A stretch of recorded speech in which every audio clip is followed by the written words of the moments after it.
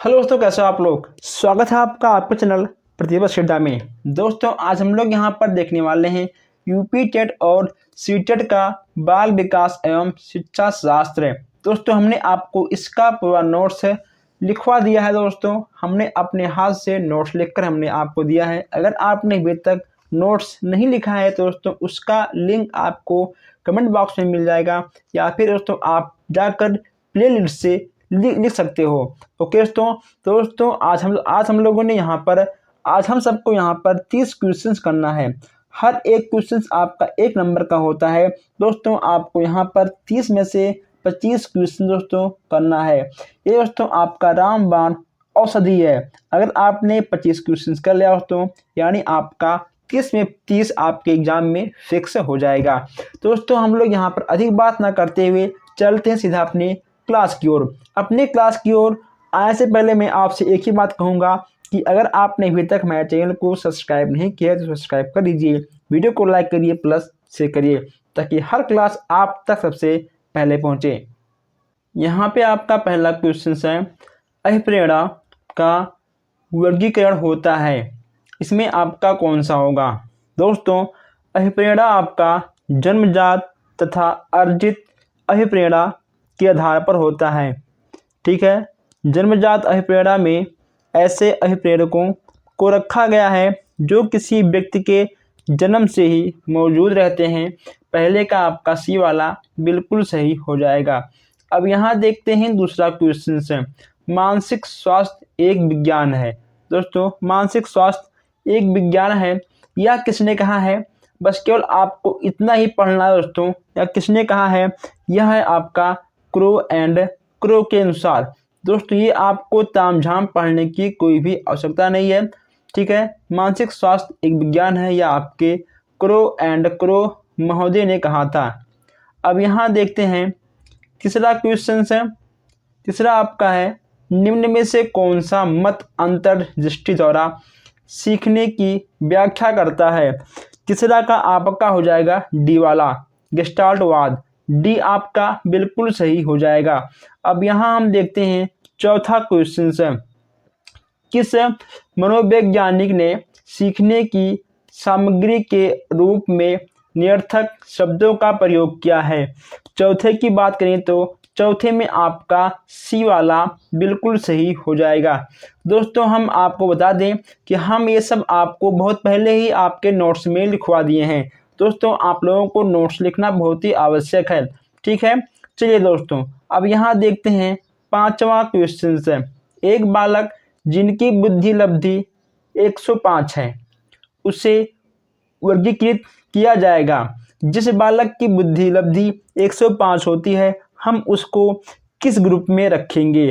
दोस्तों वह आपका हो जाएगा सामान्य बुद्धि, क्योंकि 100 से ऊपर आपका सामान्य बुद्धि आएगा।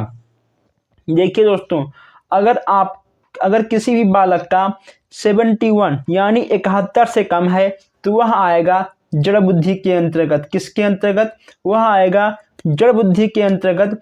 और अगर 71 से 80 के बीच में है तो वह आएगा अल्प बुद्धि के अंतर्गत। किसमें आएगा, अल्प बुद्धि के अंतर्गत आएगा। यदि 81 से 90, ठीक है, यदि 81 से 90 के बीच में रहेगा तो वह मंद बुद्धि के अंतर्गत आएगा। मंद बुद्धि के अंतर्गत आएगा। उसके बाद अगर 91 से 110 के अंतर्गत है तो वह सामान्य के अंतर्गत आएगा। ठीक है, अगर मान लो 111 से 120 के अंतर्गत रहेगा तो वह आपका तीव्र बुद्धि के अंतर्गत आएगा। अगर 121 से 130 के अंतर्गत है तो वह परख बुद्धि के अंतर्गत आएगा। यदि 130 से अधिक है तो वह प्रतिभाशाली के अंतर्गत आएगा। तो ये थे आपके पॉइंट है, इसको आपको नोट में लिखना बहुत ही आवश्यक है। अब यहाँ हम देखते हैं सीखना है। सीखना एक प्रकार का क्या है, सीखना एक प्रकार का दोस्तों व्यवहार में परिवर्तन। ठीक है, अनुभव तथा अभ्यास का परिणाम, व्यवहार में अपेक्षाकृत अस्थायी परिवर्तन। दोस्तों यानी आपका डी वाला बिल्कुल सही हो जाएगा, आपका उपयुक्त सभी बिल्कुल सही हो जाएगा। अब यहाँ देखते हैं सातवां क्वेश्चन है। सातवां आपका है, ग्रंथियों के आधार पर व्यक्तित्व के विभिन्न प्रकार की चर्चा किसने की है? इसमें आपका हो जाएगा ए वाला। दोस्तों ए वाला आपका बहुत ही अच्छा क्वेश्चन है, बहुत सुंदर क्वेश्चन मुझे यहाँ दिखाई दे रहा है। चिंतन संज्ञानात्मक पक्ष में एक मानसिक क्रिया है, यह कथन किसका है? चिंतन संज्ञानात्मक पक्ष में एक मानसिक क्रिया है, यह कथन किसका है? आपको बताना है। आठवें का दोस्तों क्या होगा, किसका है? तो दोस्तों किसका आपका हो जाएगा? अगर बात करें आठवें का आपके हो जाएंगे रास महोदय। कौन हो जाएगा? आपके रास महोदय जी हो जाएंगे। अब यहाँ हम देखते हैं 9वां क्वेश्चन है, बाल मनोविज्ञान के आधार पर कौन सा कथन सर्वोत्तम है? दोस्तों बाल मनोविज्ञान के आधार पर कौन सा कथन सर्वोत्तम है, ये आपको बताना है। 9वें का आपका डी वाला बिल्कुल सही हो जाएगा। प्रत्येक बच्चा विशिष्ट होता है। दोस्तों हमने आपको अगली क्लास में हमने आपको बताया था कि प्रत्येक बच्चा अपने आप में विशिष्ट होता है। दोस्तों कुछ आपका कुछ नहीं होता, ठीक है दोस्तों, ये कुछ और आपका एक नहीं होता है, प्रत्येक, ठीक है दोस्तों। आपको प्रत्येक बच्चों को पढ़ाना है, आपके प्रत्येक बच्चों को सिखाना है। ओके दोस्तों, आपको प्रत्येक बच्चों पर ध्यान देना है। कुछ और एक यह आपके निगेटिव शब्द हो जाते हैं। 9वें का आपका डी वाला बिल्कुल सही हो जाएगा। अब यहाँ देखते हैं अधिगम का पठार है। अधिगम का दोस्तों पठार क्या है? पठार मतलब क्या होता है? रुकना। जैसे कि मान लो अगर आप कोई चीज़ सीख रहे हो, ठीक है, और अगर मान लो वह जो चीज़ आप सीख रहे हो अगर वह आपका सीखना रुक गया तो वह आपका पठार के अंतर्गत आ जाएगा। दोस्तों इसमें आपका बी वाला बिल्कुल सही हो जाएगा, ठीक है। अब दोस्तों यहाँ हम बात करते हैं समावेशी शिक्षा की। समावेशी शिक्षा के पीछे मूलाधार यह है कि दोस्तों क्या है? यह आपका हो जाएगा समाज में विभिन्नता है और विद्यालय को इस विभिन्नता के प्रति संवेदनशीलता होने के लिए समावेशी होना आवश्यक है। दोस्तों समावेशी का मतलब क्या होता है? समान। हर बच्चों को आपको समान देखना है, समान आपको बैठाना है, हर बच्चे को समान ध्यान देना है। दोस्तों कोई भी काम करना है बच्चों में बिना किसी ऊंच नीच, दोस्तों बिना किसी भेदभाव के हर बच्चों को समान शिक्षा देना है, वही होता है आपका समावेशी शिक्षा, ठीक है दोस्तों।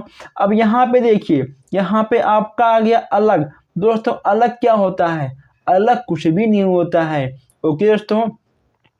दया, दोस्तों यह आपका दया शब्द कहाँ से आ गया? दोस्तों बस केवल आपको मेन पॉइंट पर ध्यान देना है। दोस्तों आपके निगेटिव पॉइंट है, आपको उसी पे ध्यान देना है, ठीक है। चलिए दोस्तों अब यहाँ देखते हैं 12वां क्वेश्चन से, संवेग शब्द का शाब्दिक अर्थ। देखिए दोस्तों जैसा कि आपको पता है कि जो आपके संवेग शब्द होते हैं वह आपका दोस्तों किस में आएगा? वह आपका आएगा उत्तेजना तथा भावों में उथल पुथल, यानी आपका सी वाला बिल्कुल सही हो जाएगा, ठीक है। अब यहाँ देखते हैं 13वां क्वेश्चन से। 13वां क्वेश्चन यहाँ देखते हैं कौशल सीखने की पहली अवस्था। कौशल सीखने की पहली अवस्था दोस्तों इसका हो जाएगा आपका अनुकरण, यानी आपका डी वाला बिल्कुल सही हो जाएगा। अब यहाँ देखते हैं 14वां क्वेश्चन से। 14वें क्वेश्चन की बात हम करते हैं, निम्नलिखित में से कौन सा तरीका अध्यापिका के द्वारा एक सृजनात्मकता बच्चे की पहचान करने के लिए सर्वाधिक उपयुक्त होगा? 14वें की बात करें, इसमें आपका डी वाला बिल्कुल सही दोस्तों हो जाएगा। बच्चे का विस्तृत रूप से आकलन करना, विशेष रूप से उस समय जब वह समस्याओं को हल करता है, ठीक है दोस्तों। 14वें का आपका डी वाला बिल्कुल सही हो जाएगा। अब दोस्तों यहाँ आगे बढ़ते हैं हम, ठीक है। 1 मिनट इसको थोड़ा जूम कर दे ताकि आपको अच्छे से दिखाई दे। शेषवा अवस्था, अब यहाँ बात करते हैं हम 15वें क्वेश्चन की। शेषवा अवस्था के लिए उत्तम शिक्षण विधि कौन सा है? दोस्तों उत्तम शिक्षण विधि आपका तीनों है दोस्तों, ठीक है। आपका किंडरगार्टन, मॉन्टेसरी विधि, ओके दोस्तों, आपका खेल विधि, ये आपके तीनों हो जाएंगे, ठीक है। आपका डी वाला बिल्कुल सही हो जाएगा। अब यहाँ देखते हैं ब्लूम जी को।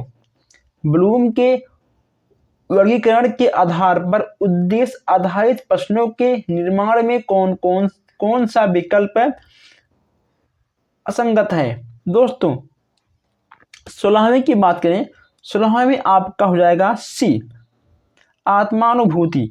दोस्तों सी वाला आपका बिल्कुल सही हो जाएगा। ओके दोस्तों, अब यहाँ हम देखते हैं 17वां क्वेश्चन है। 17वां क्वेश्चन आपका क्या है, शिक्षण हेतु मानसिक उद्वेलन प्रतिमान का प्रयोग निम्न में से किसके सुधार हेतु किया जाता है। 17वीं की बात करें तो 17वें में आपका सी वाला बिल्कुल सही हो जाएगा। दोस्तों अब 18वां देखते हैं हम। 18वें में आपका क्या होगा, समस्या समाधान में लक्ष्य प्रणाता के संप्रत्यय को किसने प्रस्तावित किया था। 18वें की बात करें तो 18वें में आपका हो जाएगा हल महोदय, हल महोदय जी ने किया था। 18वें का आपका बी वाला बिल्कुल सही हो जाएगा। अब यहाँ हम देखते हैं 19वां क्वेश्चन से, इनमें से कौन सी अधिगम अशक्तता वाले बच्चे की एक विशेषता है। 19वां की हम बात करते हैं डी का, ठीक है। धारा प्रभाव रूप से पढ़ने तथा शब्दों पर पटल कर जाने में कठिनाई, डी वाला आपका बिल्कुल सही हो जाएगा। दोस्तों अब यहाँ हम देखते हैं 20वां क्वेश्चन से। आपको पता है कि हम यहाँ पर आपके प्रश्न के उत्तर देते हुए आगे बढ़ रहे हैं, क्योंकि हम आपको ये सब चीज़ें अच्छे से पढ़ाए भी हैं और हमने आपके नोट्स में ये चीज़ें लिखवाए भी हैं, ठीक है। तो यहाँ पे हम आपका डी वाला देखते हैं। देखिए दोस्तों, अब यहाँ देखते हैं 20वां क्वेश्चन से, संवेगात्मक विकास को प्रभावित करने वाले कारक कौन से हैं। संवेगात्मक विकास को प्रभावित करने वाले कारक आपकी कौन से हैं। इसमें आपका हो जाएगा मानसिक, शारीरिक, ओके दोस्तों, आपका मानसिक, शारीरिक और थकान, दोस्तों ये आपके सभी हो जाएंगे। आपका डी वाला बिल्कुल सही हो जाएगा। अब यहाँ देखते हैं 21 क्वेश्चन है। दोस्तों 21 क्वेश्चन करने से पहले मैं आपको बता दूं कि अगर आपने अभी तक चैनल को सब्सक्राइब नहीं किया है तो सब्सक्राइब कर लीजिए। दोस्तों ऐसे ही क्वेश्चंस आपको अच्छे क्वेश्चंस ताकि टाइम पर सबसे पहले आप तक पहुंचते रहें। अगर आपने सब्सक्राइब कर रखा है तो आपका फर्ज है वीडियो को लाइक करना प्लस शेयर करना, क्योंकि आपके एक लाइक से हमें थोड़ा सा मोटिवेशन मिलता है। इस 21 आपका यहाँ पर है कि बच्चों की त्रुटियों के बारे में निम्नलिखित में से कौन सा कथन सत्य है। दोस्तों अब जहाँ पे आपको सत्य दिख जाए, दोस्तों यहाँ पे आपको दिखा असावधानियाँ, ये भी आपका गलत हो जाएगा। दोस्तों बच्चों को मारना, ये भी आपका गलत हो जाएगा। दोस्तों महत्वहीन, दोस्तों ये भी आपका गलत हो जाएगा। बच्चों के गलतियों को हम सबको महत्व देना है। दोस्तों इसमें आपका ए वाला बिल्कुल सही हो जाएगा। जब बच्चे गलतियां करेंगे तभी बच्चे सीखेंगे। सीखना गलतियों करना का एक बहुत ही महत्वपूर्ण अंग के रूप में माना गया है। यानी आपका 21वां का ए वाला बिल्कुल सही हो जाएगा, ठीक है। चलिए दोस्तों अब हम आगे बढ़ते हैं। अब यहाँ आगे बढ़ते हैं, हम देखते हैं कुछ अच्छे क्वेश्चन से, प्यारे क्वेश्चन से। दोस्तों आपका 22 है कि एक मिनट, चलिए दोस्तों, बच्चों में संवेगात्मक समायोजन प्रभावी होता है। संवेगात्मक समायोजन प्रभावी होता है। इसमें आपका दोस्तों कक्षा शिक्षण में, व्यक्तित्व निर्माण में, अनुशासन में, ये आपका तीनों सही है। यानी आपका डी वाला बिल्कुल सही हो जाएगा। अब यहाँ देखिए दोस्तों, बहुत ही अच्छा क्वेश्चन है। बुद्धि के बहुकारक सिद्धांत के प्रतिपादक कौन है। हमने यहाँ पे आपको 10 बार कम से कम बताया है कि बहुकारक सिद्धांत के प्रतिपादक आपके हो जाएंगे थॉर्नडाइक महोदय। कौन हो जाएंगे आपके, थॉर्नडाइक महोदय हो जाएंगे। अब यहाँ देखिए 24 क्वेश्चन है। 24 क्वेश्चंस की हम बात करें तो यहाँ पे आपका हो जाएगा संज्ञानात्मक विकास निम्न में से किसके द्वारा समर्थित है। दोस्तों आपका 24 का हो जाएगा बी, बी आपका बिल्कुल सही हो जाएगा। अब यहाँ देखिए कौन सी सीखने की शैली का एक उदाहरण है। दोस्तों आपको बताना है कि निम्न में से सीखने का एग्जाम्पल दोस्तों कौन सा है। 25 में आपका हो जाएगा डी दोस्तों, डी वाला आपका बिल्कुल सही हो जाएगा। अब यहाँ दोस्तों हम देखते हैं बहुत तेजी के साथ सारे क्वेश्चंस को हम खत्म करने वाले हैं। 26 की बात करें, 26 आपका हो जाएगा वाक बाधित बच्चों का विकास किया जा सकता है। उनको पूछा गया है उनको सही ध्वनि के उच्चारण के लिए सहायता करना। दोस्तों बी वाला आपका एकदम सही हो जाएगा।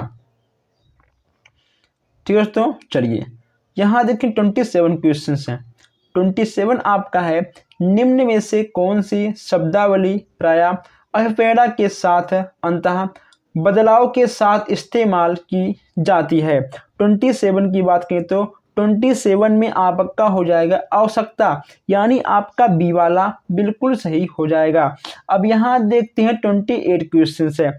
28 क्वेश्चन आपका क्या होगा, प्रतिभाशाली शिक्षणों को दोस्तों प्रतिभाशाली शिक्षार्थियों को डैश से जुड़े प्रश्नों पर अधिक समय देने के लिए कहा जा सकता है। 28 का दोस्तों आपका बी वाला बिल्कुल सही हो जाएगा। ठीक है, चलिए दोस्तों अब यहाँ पर हम देखते हैं 29 क्वेश्चन से। सीखने की प्रक्रिया का प्रथम सोपान क्या है। सीखने की प्रक्रिया का प्रथम सोपान क्या है ये आपको बताना है। दोस्तों जिज्ञासा आपका हो जाएगा।